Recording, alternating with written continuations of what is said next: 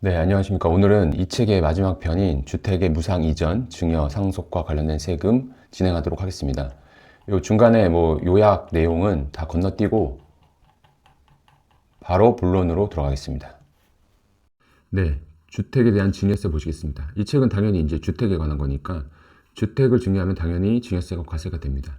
그래서 납세 의무자는 그 주택을 증여받은 자, 수증자는 증여세 납세 의무가 있는데 여기서 주의할 점은 거주자한테 만약에 증여를 줬는데 그 수증자가 납부할 증여세를 만약 부모가 대납해줬다. 그러면은 그 대납분에 대해서도 또 증여세가 부담되지만 만약에 비거주자에게 증여했다면 증여받은 자, 수증자가 납부할 증여세를 증여자가 연대하여 납부할 의무가 있다. 뭐 그럴 경우 연대해서 납부하니까 그때는 이제 다시 그거에 대해서 대납을 하더라도 증여를 보지 않는 거죠. 그래서 그만큼 이제 거주자와 비거주자의 판정이 중요합니다. 그래서 거주자란 여기 180 이상 거소를 둔 개인 또는 주소를 둔 개인, 비거주자는 그 외의 사람.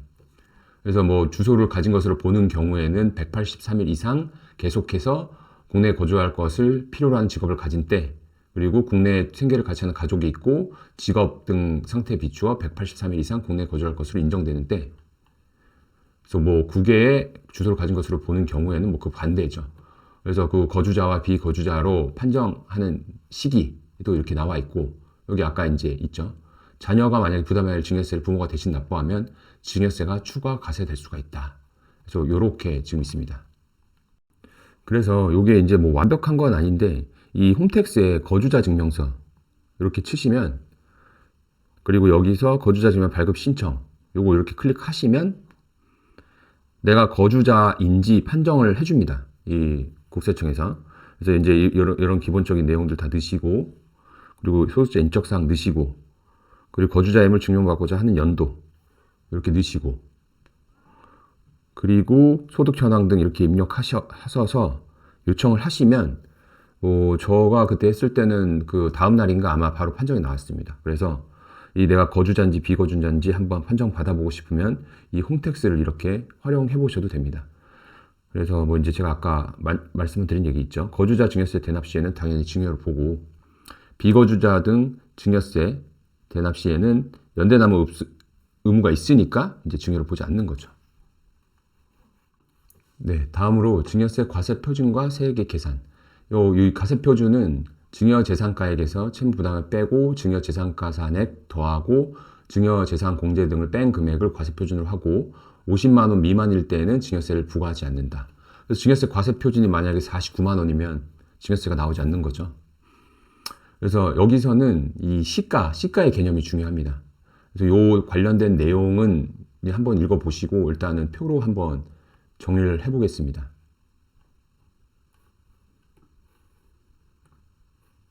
자, 그래서 일단 시가로 보는 가액이란 1순위 평가 기간 중 해당 주택에 대한 매매, 감정, 수용, 공매, 경매가 있는 경우 그 가액이고, 2순위는 면적, 위치, 용도, 종목, 기준 시가가 동일하거나 유사한 다른 재산이 있는 경우에는 그 평가 기준일 전 6개월부터 평가 기간 이내의 신고일까지의 가액이 있는 경우 그 유사한 매매 사례가액, 이게 2순위입니다. 그래서 여기 보시면은 만약에 지금 이렇게 이때 이제 증여를 합니다. 증여를 하면 이 전 6, 후 3, 이 기간이 평가 기간이고, 그리고 이 표현들을 다 하셔야 돼요. 여기 증여일의 말일로부터 3개월 내에는 신고 기한이고, 그리고 신고 기한으로부터 6개월 내에는 정부의 결정 기한입니다. 그리고 이 아까 얘기했듯이 증여일 전 2년, 그리고 증여일 그 평가 기간 후 3개월부터 그리고 결정 기한까지, 이거는 평가 기간 이외의 기간입니다. 그래서 요거를 일단 알고 계셔야 되고, 그리고 아까 말씀드렸다시피 1순위는 요런 거고, 2순위는 유사매매 사례가액이고, 3순위는 주택 공시가격이다. 좀 요렇게 돼 있습니다. 그래서 요거는 이제 홈택스에서 내 재산 모의평가 있습니다. 증여세에서. 그 내 재산 모의평가에서 이렇게 내가 증여받는 재산에 대해서 이렇게 조회를 하면 홈택스에서 다 이렇게 정리해서 지금 이렇게 편출이 됩니다. 그래서 이게 이제 유사매매 사례가액인 거죠. 이게 유사매매 사례가액 평가 기간 내고, 이건 아까 말씀드린 평가 기간 외, 그죠? 평가 기간 내는 전육 후 3, 평가 기간 외는 평가 기준부터 2년 전, 그리고 그 후 3부터, 그리고 이제 결정 기한까지 그때죠. 그리고 주택 공시가격이 기준시가 이렇게 나와 있죠. 뭐 기준시가 현저히 낮네요. 그래서 요거를 일단 아셔야 됩니다. 네, 그래서 요거는 설명드린 내용들이고, 그래서 시가의 정의, 그리고 유사매매 사례가액 용어 정의 있죠. 그 시가로 보는 가액이 2 이상인 경우에는 평가 기준을 전후해서 가장 가까운 날에 해당하는 가액을 시가로 본다. 요거 일단 기억하시고, 그리고 이제 우리가 보통 아파트 같은 경우에는 그 동일 유사한 주택의 요건이 이렇게 있습니다. 그래서 동일한 공동주택단지 내에 있을 것, 면적이 5% 이내일 것, 가격이 5% 이내일 것, 뭐 이런 요건이 있으니까 요거가 해당돼야지 이제 유사한 것으로 보는 거죠. 그래서 이제 아까 제가 말씀드린 평가기간 이외 기간, 요거 이렇게 설명드렸고, 그래서 요게 이제 3순위가 주택의 보충적 평가 방법이 이제 고시가격, 우리가 흔히 얘기하는 기준시가. 이제 주택 종류별로 여기 이렇게 나와 있죠. 여기 내용 보고 가시면, 임대차 계약이 체결된 재산의 평가는 시가 산정하기 어려운 경우 보충적 평가 방법에 따른 가액과 임대료 등을 환산한 비교해서 큰 금액으로 한다. 그래서 임대료 등의 환산가액은 임대보증금 더하기 1년간 임대료 나누기 12%한 금액, 둘 중에 큰 금액. 그리고 저당권 등이 설정된 주택의 평가 특례는 시가 또는 보충적 평가 방법 가액과 해당 재산을 담보하는 채권액 중 큰 금액. 그래서 요거 이제 평가하기는 홈택스에 이렇게 들어가시면 요거를 평가하실 수 있습니다. 아주 쉽게. 다음으로 요거 사례 한번 보시죠. 이거 사례 보시면은 좀 감이 오십니다. 2024년 7월 1일 아파트를 자녀에게 증여하는 경우 시가 계산. 그래서 요때가 이제 평가 기준일 증여일이고, 평가 기간은 이제 전육 후 3이죠.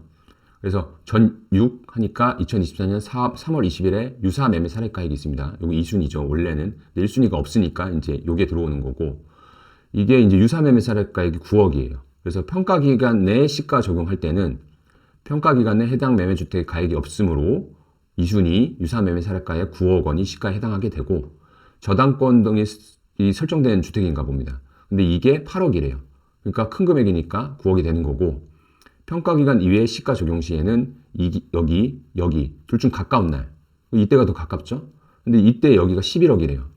그러면은 11억과 저당권 등 평가기간 8억 중 큰 금액, 그래서 시가 11억이 이 증여 재산 가액이 되는 것입니다. 그 다음에 채무 부담액, 요거는 이제 부담부 증여를 얘기하는 건데, 만약에 이제 부모님이 대출이 있는, 아니면 전세가 낀 뭐 이런 거를 이제 자식한테 증여를 할 때는 우리가 소위 얘기하는 이제 부담부 증여 해서 해당 증여세 계산 시 채무 부담액은 공제한다. 그래서 채무 부담액은 유상 양도에 해당하니까, 내가 왜냐면은 채무를 떠안잖아요. 그러니까 이거에 대해서는 양도소득세, 무상으로 이전받는 거에 대해서는 증여세. 그 내용입니다. 그 내용에 대한 내용이 다 있는 거고, 요거 한번 보시면 제3자 채무를 담보하는 주택을 증여받는 경우에는 이게 채무자는 증여자의 채무여야지, 증여자가 채무가 아닌 제3자의 채무를 담보하는 부동산을 증여받으면서 제3자의 채무를 인수하는 거는 공제되지 아니한다. 그래서 이거 유념하셔야 되고, 그리고 이렇게 떠안는 거는 사후 관리가 들어갑니다. 그래서 부담부 증여 시 증여받은 자가 인수한 채권, 자금 출처 조사 과정에서 재산 취득 자금으로 인정된 채무 등에 대해서는 국세청은 전세를 입력해 사후 관리하고 있고, 매년 1회 이상 채무 변동 내역, 상환 자금 출처 등을 확인해서 증여세 탄루 여부를 검증하고 있으니 주의하셔야 합니다.